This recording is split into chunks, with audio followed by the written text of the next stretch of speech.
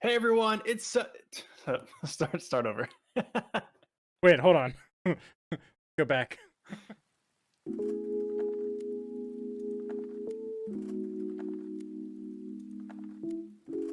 Now. Hey everyone, it's Tuesday, September 8th, 2020. Welcome to Weigh-Ins, an MMA spin-off series of the Ginger and the Beard podcast. In this week's episode, we've got a lot to cover, including a look at Alistair Overeem's victory over Augusto Sakai, a preview of this week's fight night, the return of Nick Diaz, and more. So stick around.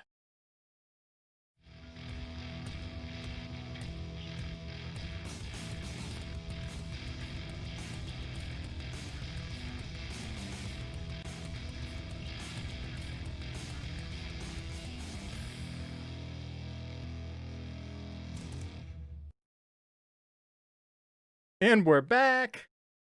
What's up, guys? I'm AJ, aka the Ginger. And I'm Reyes, aka the Beard. Before we get into the episode, how's your week been so far? It's good, man. I will be honest with you guys. I was surprised that tonight was recording night. I was like literally thinking earlier today during work, I was like, I need to work on some show notes for tomorrow.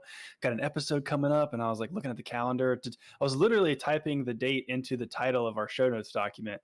And I was like, let me check and see what date tomorrow is. And I'm like, hold up. Today's Tuesday? Today. Oh, no. So I like literally texted you. I was like, dude, I forgot it's Tuesday. Are we still doing a show? Yeah. And we're like, let's do it. We got this. So here we are, man. How's your week been so far? It's been good. Same kind of deal, dude. I was like, oh, today's Tuesday. Okay. All right. Yep. Doing the podcast tonight. We got this. We didn't do a weigh-ins for the past 2 weeks. I think it's been, so it's been long overdue. Not a whole lot of very exciting news, but I mean, there's still some news out there. We got to cover it. We got to give the people what they want. That's right. Got to do that. Got to do it. But yeah, I think short weeks like this, short work weeks, it's like always exciting to have a short work week, but also like I feel like I'm cramming 5 days of work into 4 days.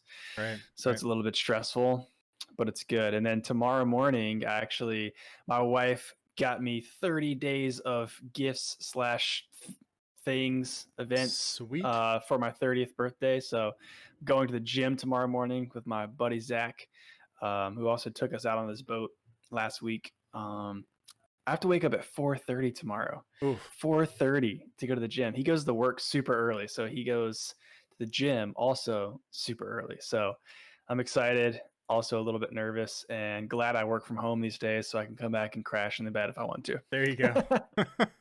Nice. Oh man, that's rough, dude. 4:30 in the morning? Yeah. Hey, I guess you got to get it. If you got to get it, early bird gets the worm, right? So that's right, man. I gotta feed these muscles. Nice, man. Gotta give these muscles what they want. I did this like boot camp thing on Saturday. Did I tell you about this boot camp thing I did on Saturday? You said you were gonna do it. I don't know what it actually entailed. So after the show on Friday, I had to go to bed early because I had to wake up early as well too. So not 4:30, but I woke up at 6 and had to be there by 7. And it was like an hour and a long half, like boot camp thing, basically, where we did like burpees, we did like inchworms, crab crawls, mountain climbers, like you had to do like frog jumps across the field, like, so we were just going up and down this field doing all kinds of crazy stuff. I did probably like 200 squats and if not like at least 200, I feel like, and then on top of that, tons of push-ups. So yeah, been crazy. And then this week, I've been doing a only fresh fruit and vegetables, little fad diet, I guess you could say. So resetting the system with fresh fruits and vegetables. So nice crunchy veggies. Not cooked, right? Not cooked.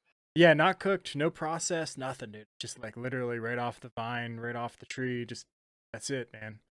Trying it out. It's been okay. Nice. You should send me some pictures of your meals. I'm interested in seeing what they look like. Dude, my dinner tonight, my dinner was grapes, broccoli, and walnuts. Wow. I like the walnuts, some protein, some fats. Very nice. Keep it balanced. You got veggie, you got a fruit, and you got the protein and fats, man. It's everything you need. It's everything you need. That's my new dinner for the rest of my life. Including, this is This is what I need right here. Ooh. Nitro Milk Stout from Left Hand Brewing. We're not going to go into a beer review here, but I just wanted to bring this on stream and open this up because it's so exciting when you open this can. I'd say it's better than opening a Guinness can, in my opinion. So I wanted to put this close to the microphone so you guys get the full effect of this nitro widget inside and causing some eruptions within this can. Let's see if it picks anything up here. Take us there. Oh my God. Look at the steam coming out of there. Hopefully you caught that on camera. No, we caught the audio though. That's what matters, man. That was hopefully that sounded dope. Oh, it sounded so good. All right, let's see some bubblies, guys. Dude, so creamy. Nitro is so cool, especially when it's like a very dark, like pitch black beer like this. I like this. I like the Nitro Milk Stout by Left Hand way more than Guinness. Dude. So much better. Oh yeah. I will say Guinness definitely has a better cascading effect with the bubbles. They've got that down to a science for like definitely a science. But oh man, so creamy and delicious. Right? Oh man. If you guys have not had Left Hand's Nitro Milk Stout, I recommend you go and grab you some ASAP. Absolutely. Do it tonight. All right. Well, we've got a lot to cover here, like you mentioned at the top of the show. But before we get into our first topic of the night, number one, I just want to thank you all out there for listening to the show. Our show continues to grow every month, and we're so excited to watch those numbers go up. So thank you guys so much for being here, whether it's on YouTube or Spotify or your favorite podcast player. We love doing this podcast. Like producing this podcast is just a lot of fun for us, number one. You know, this is the stuff we love to talk about, and we're glad you guys like listening to it. And then just please help us. We want to throw this out there, grow the show by subscribing on Spotify, Apple Podcasts, or whatever your favorite podcast player is. Also, subscribing on YouTube helps us a lot. And then what helps us the most is if you could share the show with a friend who likes these sort of topics and you think would be interested in what we've got to say. And we'll be forever grateful for that. So thank you guys once again. Please help us out. Help me, please. All right. Let's get into it, man. You ready for this? We got a lot to talk about. Let's take it there, dude. Start us off. All right. So just to kick the show off here, we're going to talk about last week's headlining fight. We're not going to talk about the entire fight card because it's already a thing of the past, but the most important fight, maybe not the best fight of the night, but the most important fight I feel like of the night was Alistair Overeem versus Augusto Sakai, the main event of the evening. Oh man, that was an exciting fight. I love watching the heavyweights fight. I always love watching Alistair Overeem fight. And Augusto Sakai is a relative newcomer to the UFC, and I think this was actually his first loss in the UFC. But two giant dudes, very high level guys. Obviously, Alistair's been around forever, so we had a lot of high hopes for him. But he's kind of, some would consider past his prime. So it was definitely interesting to see him fight somebody like Augusto. It was really a close fight, man, to be honest with you. It went almost all 5 rounds. They stopped it within 30 seconds of the 5th round being finished.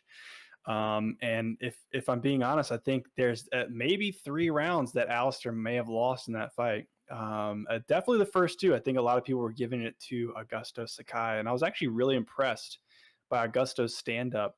When you're talking about him facing off with somebody of Alistair's caliber. Like I said, the first 3 rounds really tough to call, but in the 4th round, Alistair started to seriously turn it on. I mean, he's been in those 4th and 5th rounds many times before. He really starting to put the pressure on Augusto and opened up a couple of cuts, which started to bother him. It was a cut like right here on the inside of the eyebrow. I think one under the eye potentially, but it was a lot of blood. All that sort of running down, definitely affects a fighter. So in the 5th round, that's where it really started to bother him. And long story short, Alistair kind of does what he does and got some takedowns, took Augusto down to the ground with some really weird, unconventional sort of like drags, single leg drags. He would pin Augusto up against the cage and then this drop down pull on one leg and pull him to the ground and got on top of him. And once you've got Alistair Overeem on top of you, that's the worst part of your night. Your night doesn't get any worse than that. So I mean, just brutal ground and pound. You guys should definitely go back. If you didn't see the fight live, go back and watch the highlights. Some of the shots that Augusto absorbed from the ground, I'm not sure how they didn't put him out. I mean, when you've got Alistair, this monster man, on top of you, and he's like putting his entire body weight into the palm of his hands, like pushing down your head, and then he just releases the elbow and drops down on top of your head. That's just brutal. It's so brutal. Oh, absolutely. Um, So, yeah. So, I mean, you started this off. Augusto Sakai has been doing great in the UFC, man. That was his 4th fight in the UFC. He's won his first 3. And he fought Blagoy Ivanov, who was, pretty good. But, I mean, Alistair Overeem, dude, that's a pretty big jump from Blagoy Ivanov up to a guy that's got, I mean, let me look at this. He's got 65 fights. 65 professional fights under his belt, dude. That's insane. That's so insane. Crazy. And if you look at the fight statistics, I mean, Augusto Sakai landed 120 punches to Alistair's 106 and 99 significant strikes to Alistair's 92. So he was actually outstriking Alistair during that fight. But those 3 takedowns, I mean, I think that, plus the injuries that Augusto suffered during the fight, I mean, it's no wonder that, it got stopped in the 5th round. That's, yeah, man, that's rough. That's rough for Augusto, but hopefully this is a good experience for him. He comes back from this with that experience, and, who knows? I'm excited to see what else he's got to bring to the table. Yeah, for sure. And you mentioned the injuries. He came out, I think it was today or yesterday, saying that he suffered 4 dislocated ribs during the fight as early as the 2nd round of the fight, nonetheless. So 2, he says, were from a knee. They definitely clinched up a lot, and both of them throwing some brutal knees in the clinch. But apparently Sakai states that Alistair dislocated 2 of his ribs with a knee within the clinch, and then he took him down to the ground, and then an elbow dislocated 2 other ribs. Geez. So he said he was basically just fighting through that pain the entire rest of the fight. So he wasn't able to fight at his highest level. So it's interesting to think what could have happened, but I'm excited, man. Alistair is a hard one not to like. I haven't met many people who don't like Alistair Overeem. I mean, even in the fight, like he's just one of the guys who he kind of epitomizes the sportsmanship of the UFC. Not everyone has that quality, but literally as soon as they called the fight, Alistair's over there like trying to help the guy up off the mat. Yeah. He's like shaking his hand after each round, or different things just to kind of encourage him. And he he stuck around and talked to Augusto in the octagon, after the fight was over. I'm sure he was probably just giving him some words of encouragement, for a young guy in the sport, probably just encouraging him to keep training, keep fighting. So he's a cool dude. So it's cool to see him win even this late in his career. I think he turns 41 sometime really soon. But he's come out and said like this is his last title run. Like he has never held a belt in the UFC as many fights as he's had. He's had championships. He's been a champion in other promotions in the past, but he's never held a belt in the UFC. So it's exciting to see him make this title run. And, I'm interested in seeing who they'll give him next. He's already fought many of the people who are in the top 5, and, just looking forward to what's next for him. Yeah, man. He's on a 2-fight win streak right now. I think he beat Walt Harris in his previous fight. Before that, though, he lost to Rosenstruck, who he had been dominating for 5 rounds, and then in the last 10 seconds of the round, Rosenstruck landed this crazy right that split Alistair's lip, like insane. It was gruesome, man. It was gory. But Alistair's recently come out, I think it was right after this win that he just had, and basically talking about a rematch with Rosenstruck, which might be the next option for him, seeing as how Rosenstruck's kind of in a weird place right now as well. And if Alistair can get that fight, what he's saying is he thinks he already beat him. And in his head, he's already won that fight, which I think makes sense because, I mean, he dominated Rosenstruck. Rosenstruck, I don't want to say got lucky. It was just that. It's. He definitely was losing that fight. If Alistair would have lasted, how many ever more? I mean, it was like 5 seconds in the last. It was like 5 seconds left or something. Yeah. If he would have lasted, just held out. I'm sorry if you Alistair, guys can hear my dog drinking water. I don't know why dogs drink water so loud. I can't hear it. But That's so funny. Alistair, I mean, I think he was like in soldier mode, just trying to like walk Rosenstruck down. He could have just like stalled for the last 10 seconds of the fight and he would have won. Exactly. You know? But he's the Demolition Man. He can't do that. So yeah, Can't do that. yeah. So, anyways, that was last week. Really good fight. I always enjoy watching those fights. There was also a really great win by Oven St. Preux, I think is how you say his last name. He defeated Alonzo Menafield. I don't want to go too much into that, but another guy who's been around forever fighting against a guy who's relatively new to UFC, and also Alonzo was on a pretty good tear, I think, in his last few fights. But really cool to see OSP pull that one out. But let's look ahead for what we've got this week. We've got a fight night coming up this Saturday. Michelle Waterson versus Angela Hill. Not really a super high stakes fight, and when it comes to title shots and things like that. But it's a really great opportunity, number one, for Angela Hill. And looking back on this, they've both been in the UFC, fighting in the UFC for relatively the same amount of time. I think since like 2013, 2014. They've been around for a little while. But it's a good opportunity for Angela Hill, who's been on a pretty good run, I believe, and showed a lot of promise to move up in the division. Currently, she's ranked at number 13, and now I can't remember which division this actually is. It's the strawweight division, and Waterson's ranked at number 8. So a good opportunity here for Angela Hill to show what she's made of and move up. And honestly, man, I'm not really sure. I think I was reading earlier, and Michelle's the underdog. She's rated an underdog with this one. But they both have really great stand-up. If you've watched any of their previous fights, they both have really great kickboxing. Angela Hill was actually held the championship for the World Kickboxing Association in the past. So, interesting there. See what that stand-up matchup looks like. But it seems like, just looking back on her past fights, that her weakness might be the submission defense. And, she's lost a couple of fights by way of submission. And Michelle Waterson, on the other hand, has 9 victories by way of submission. So, it sounds like if the fight goes to the ground, Michelle may have the upper hand.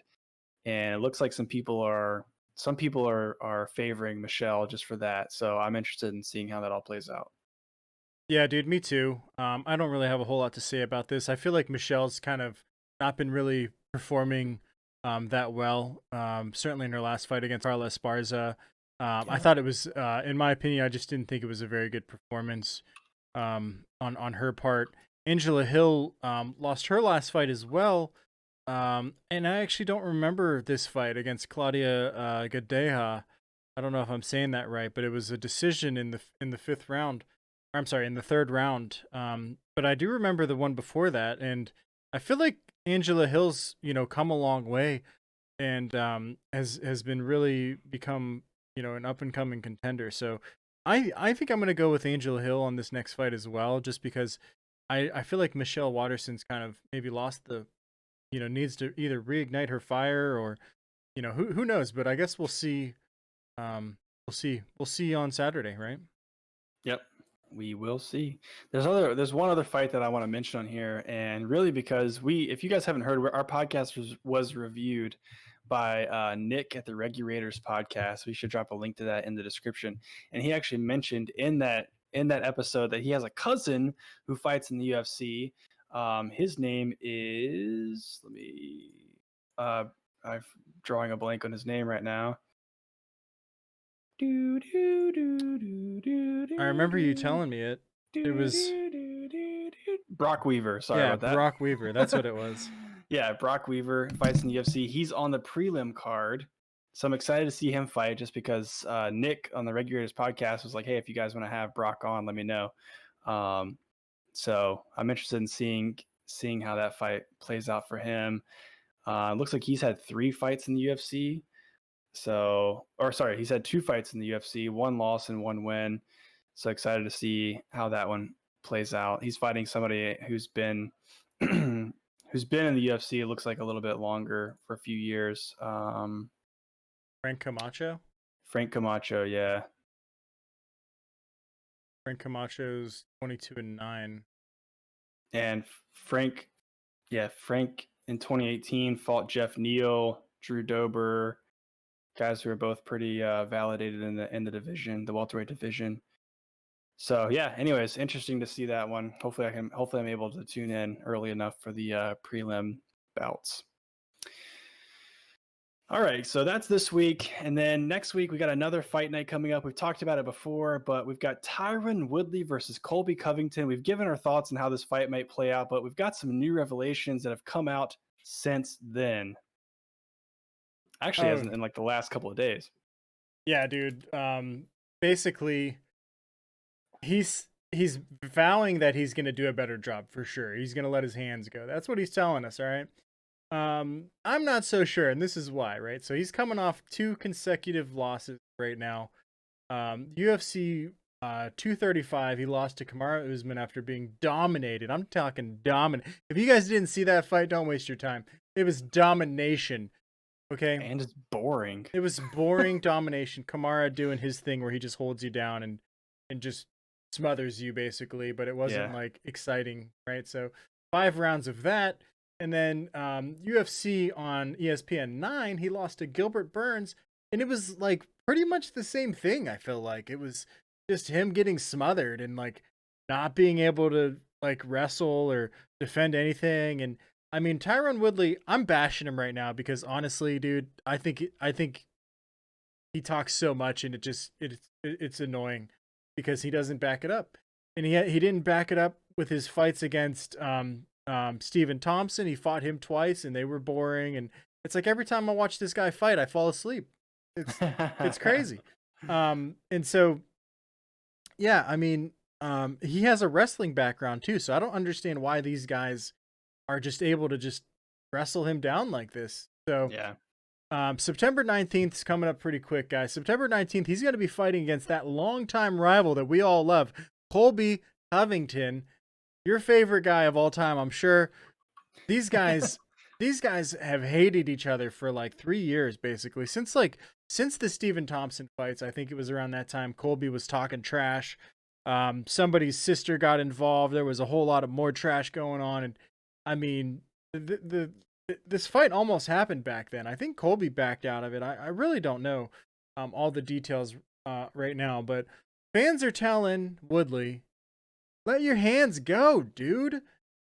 So Woodley's seeing that, he says back, this is quoted from Woodley, I agree with you. I will let my hands go. You fans are telling me, let your hands go. Let your hands go. I need to let them go. I agree with you.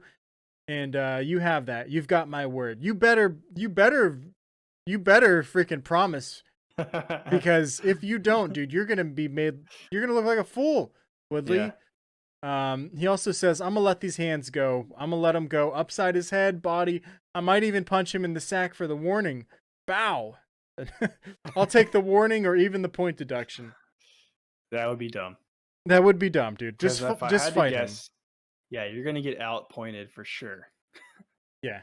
I didn't realize he's I think he's 38 now. I didn't realize Woodley's I don't know if that has anything to do with it, but I don't know. I kind of feel like Woodley let the fame and all that stuff go to his head because he was like doing rap and like a B level movies and stuff, and I just even back then I just feel like he wasn't really focused on fighting, and I think that he's kind of been, I don't know, overrated for like the past 3 years. So yeah, I don't know what's happened to these last 2 fights, man. It's been, like we've said, really boring to watch. It's just almost like infuriating to be like, why are you in there? If your heart's not in it, man, there's like 6 guys lined up behind you that would like to have this fight. So like put your heart into it, put some effort in there, and like at least I can understand the first few rounds like being reserved and feeling each other out, but like in the 4th and 5th rounds, these main events he's been fighting in, like you've got no other choice but to let your hands fly, dude. Like you've got this one punch you're trying to wait for, but you got to do something to set it up. You can't just wait for him to come in. I mean, who am I to talk? I mean, obviously he can wait for him to come in and knock people out. He's done it before, but it's just not the strategy that's working for him anymore. Clearly, people have studied and done their research and, put the training in. to know what he's going to throw, and they're expecting that overhand right every time they move in. So they're prepared for it. But I don't know. I hope that he does something, but Colby's not a kind of guy that's going to sit there and wait and give him the opportunity. He's an aggressive, forward momentum sort of fighter. So we'll see how it plays out. Yeah, Colby should have took that fight when he had the chance, man. I do feel like Colby's going to win this fight, and I don't think Woodley's going to come to play. I think he's stuck in his ways. I think he's going to do the same thing this time. I think Colby's going to shut him down on all accounts. I think he's going to out wrestle him. I think he's going to outstrike him. I at least think that this is going to be a bit more interesting, where you might see some more strikes because of the feud between these guys. But yeah, man, get ready to fall asleep. That's all I'm saying. Can't wait.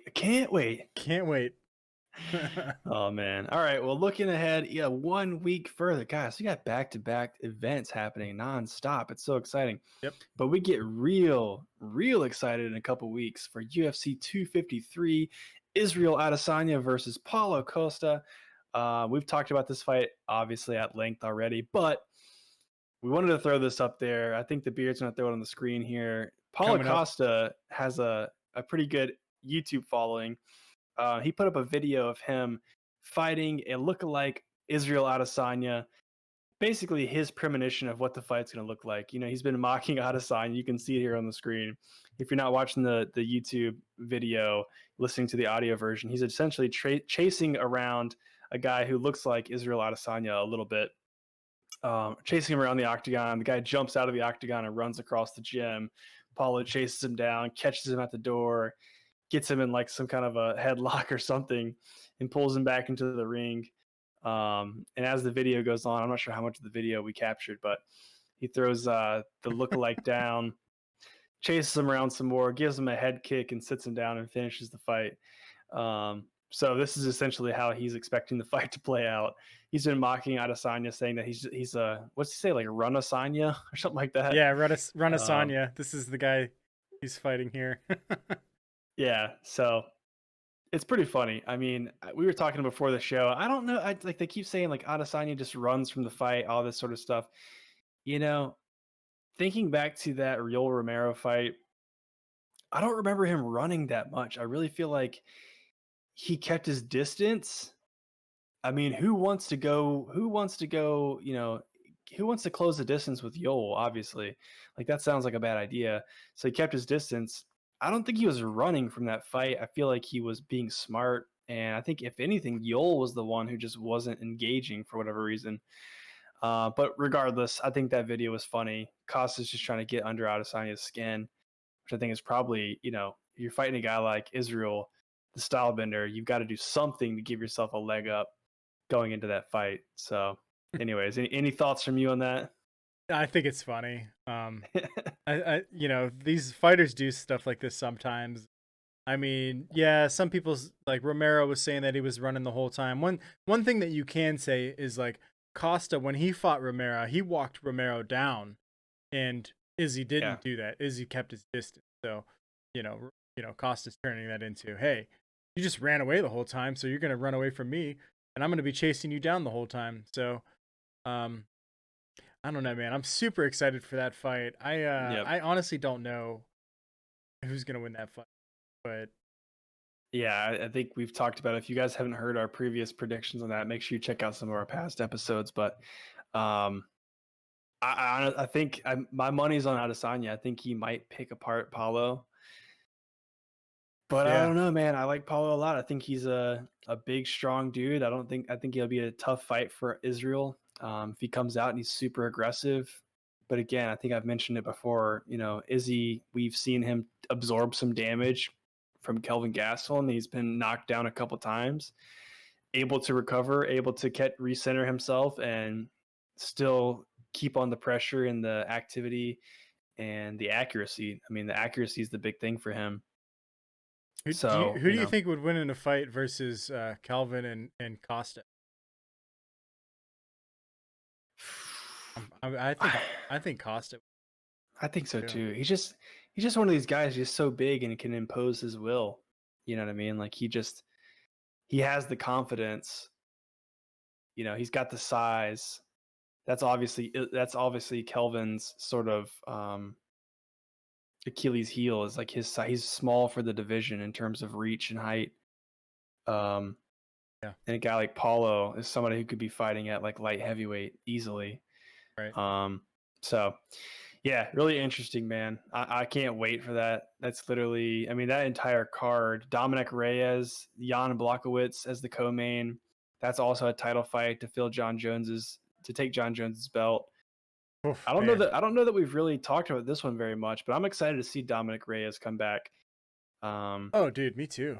I think that he deserves the belt. I think he's the champion already, man. I think he's gonna dominate, dude. I really do. Yeah, I mean, Jan Blachowicz too has been on a pretty good run. I think he's on a 3-fight win streak. He beat Corey Anderson back in February. He beat Jacare Souza last year in November, and he beat Luke Rockhold earlier that year. Broke his jaw.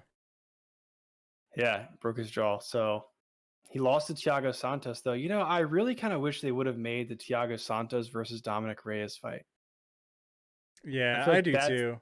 I feel like that's the fight that they should have made.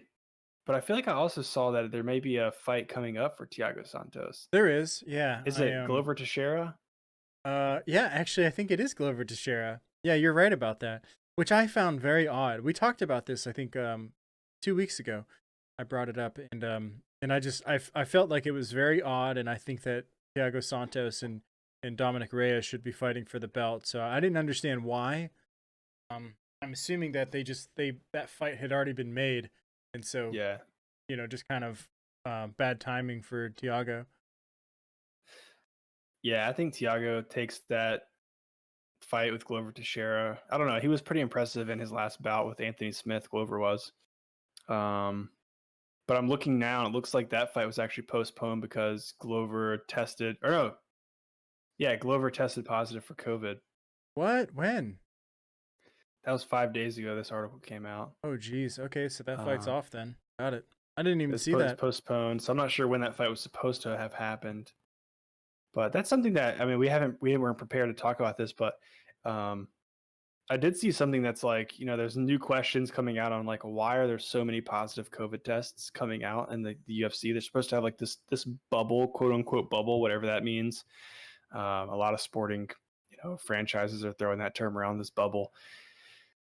But there have definitely been a lot of positive COVID tests with UFC fighters lately. I'm not really sure, what's happening there. What do they mean a bubble? Like, these people still have to eat. They still have to like go get gas. Like, they still have to like take their kids places. Like, there's no bubble. I'm not really sure how the bubble is supposed to work. Yeah. I don't think everybody's like Tyler Perry, where they have like an entire village where his actors like live, sleep, eat, everything in like this village until they come to act. It's like that's a real thing. I think Tyler Perry has like an island or something where all of his actors for his movies like basically live until the filming's complete. Yeah. He's super rich. Insane. So rich. So rich. I think it's an island, dude. I'm not 100% sure on that. Don't quote me. I think it is an island. But man, we've gone down a different road than I expected. So yeah, it's all good.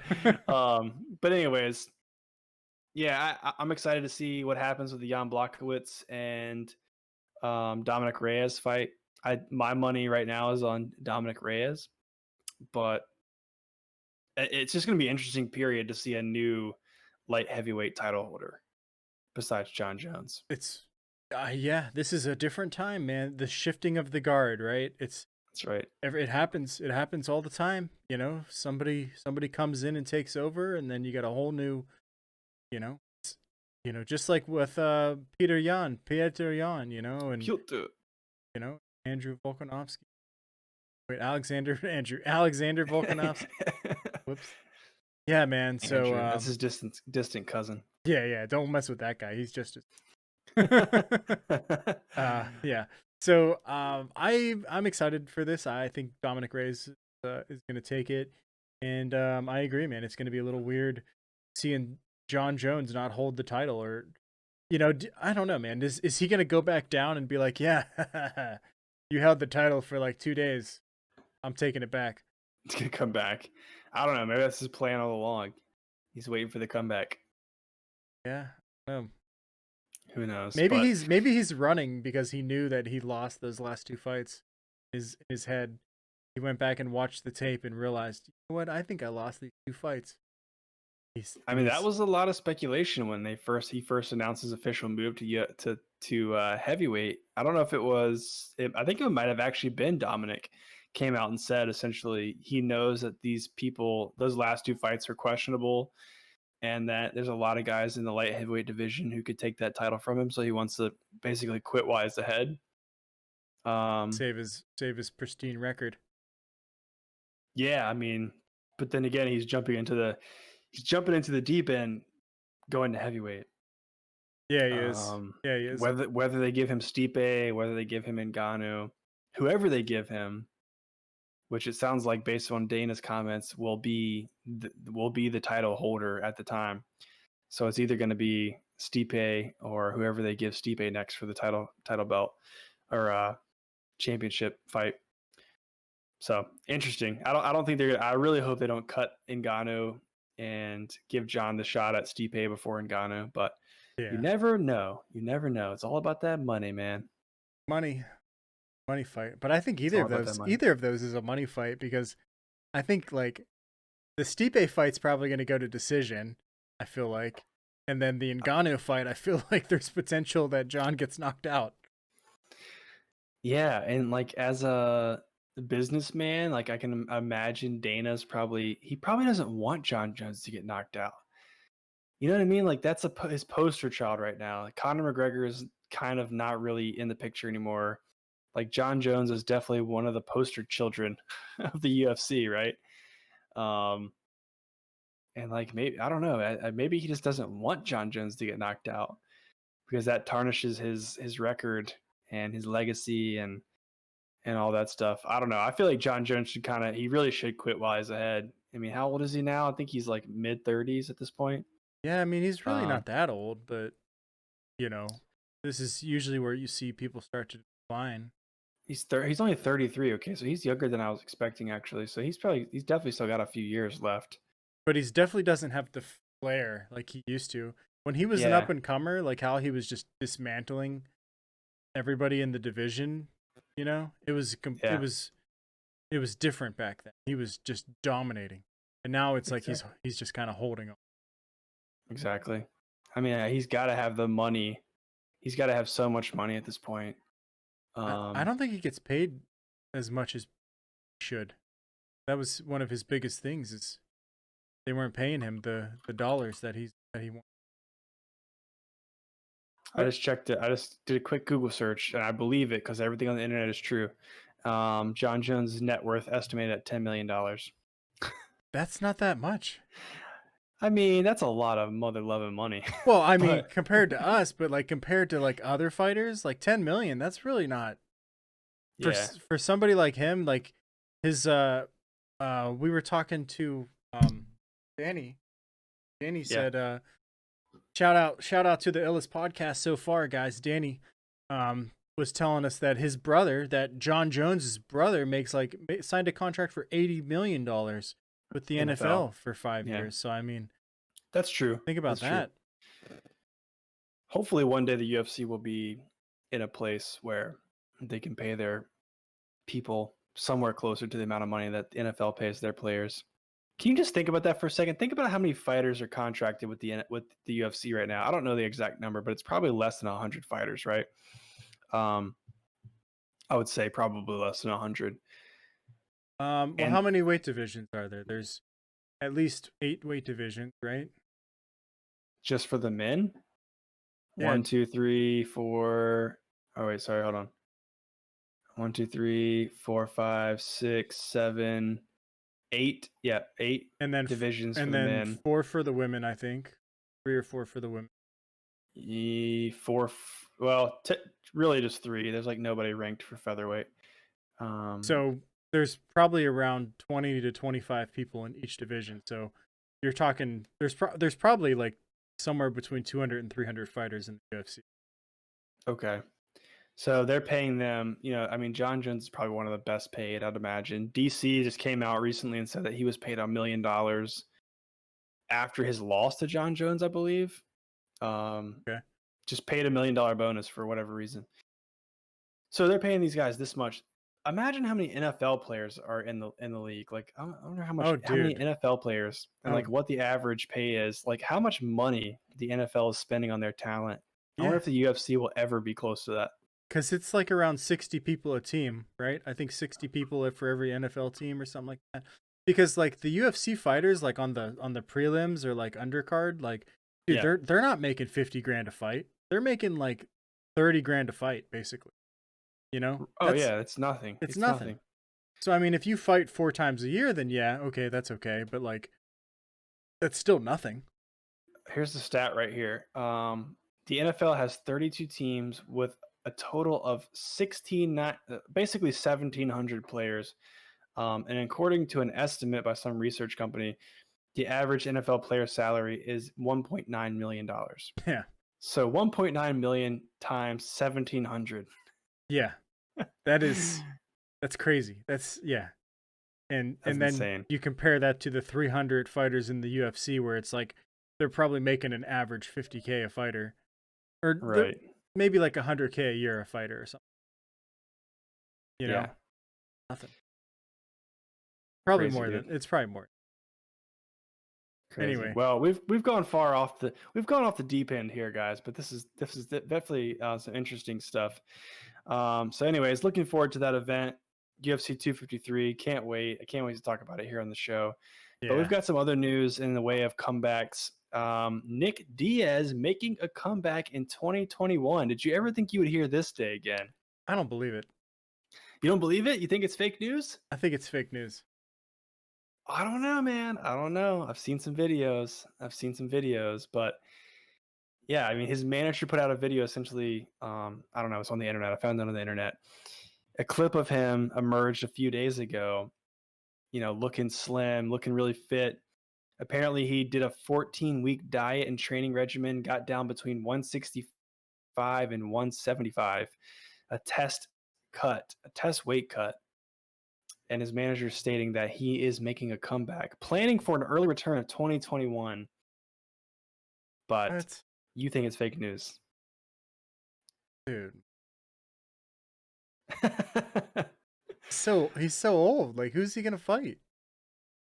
Yeah, I don't know. I mean, he's 38. He's 38 years old. He hasn't fought in 5 years. His last fight was against Anderson Silva in 2015. Hope he's had some bar fights in between now and then. Probably has. I watched an interview with him on Ariel Helwani's show. He did like an hour-long sit-down interview with Ariel, and I'm just like, this guy is not all there. Like, something is missing up top. And I know that's just kind of like his demeanor and like his sort of like style, I guess. I don't know, but like his sentences just did not make sense. He was just going from one topic to another topic, like without even like any sort of like, how did you connect these two thoughts together? His words like weren't coming out right, and a lot of speculation around like his partying habits, his substance use. Obviously he smokes more weed than, most people ever will even fathom in their life, I'm sure. But, so there's a lot of questions around that sort of stuff. Some people think that he's showing early signs of CTE. It's hard to say, really. But yeah, man, this is the news. This is the news that came out a couple of days ago. He's potentially making a comeback, and there's a couple of fighters out there already who are putting their names in the hat and saying that they want that fight. 2 of them are Leon Edwards and Darren Till. Edwards even going so far as to claim he knows he would definitely win that fight. So yeah, I'm with you though. I'm not sure who they would match him up with if he does actually make a comeback.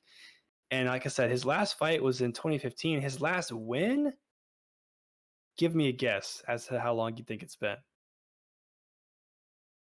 I know he lost to Anderson Silva. That was like one of the latest matches. Yeah, that was his last fight in 2015. He lost to Anderson Silva. And his last victory was in 2011 against BJ Penn. What? Yeah. Dude, he definitely should not fight Leon Edwards. Yeah. So Leon Edwards and Darren Till, both, classifiable killers in the division, I would say. So that would be interesting to see. And then right before we started the show, you know who else I saw have some words? There was a picture of Nick Diaz and Nate Diaz standing side by side. And then Conor McGregor sent out a tweet saying, "Line them up," is what he said. Actually, I wouldn't mind seeing that fight. I kind of, because Conor's kind of, I mean, Conor would probably win, but like he hasn't fought in a while. I think that'd be fun. But I mean, if Nick's gonna fight anybody, dude, it should be somebody that's like not in the top 10. That's for sure. Yeah, I kind of agree with that. I mean, it's not out of the realm of possibility. 38 isn't that old. There are definitely some fighters in their 40s, and they're still making moves. But yeah, for somebody who hasn't fought in that long, I mean, who knows? I'm sure he's probably still been training off and on here and there, but definitely interesting to see this news come out. Yeah, man. I don't know. I think it'd be cool to see him fight again, but I just don't want to see this guy come back who hasn't won a fight in almost 10 years. Like, what do you got to offer, bro? Yeah. He's just one of these guys though that's got like that natural ability. He's just from that sort of background where fighting is like a lifestyle for him and not really like a hobby or a sport. It's more just like a lifestyle. Yeah. So it just seems like he's one of these kind of guys who could pop in and do some damage just on a whim. So, I think I even saw that DC came out and said that Leon Edwards, he's got that Nick Diaz has some style, fighting style that could be trouble for Leon Edwards.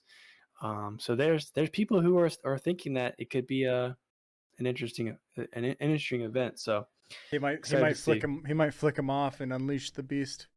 Yeah, exactly. The secret move.